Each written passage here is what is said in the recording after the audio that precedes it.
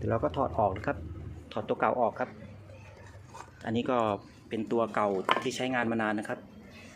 ก็เสื่อมสภาพตามกาลเวลานะครับอันนี้ก็เป็นตัวใหม่นะครับสภาพก็โอเคครับก็ใส่กล่องนะครับแล้วก็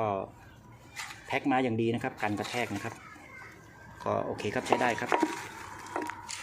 นี่เราก็จะเปลี่ยนใส่ตัวนี้ก่อนนะครับเราก็ซ่อมเพื่อใช้งานนะครับ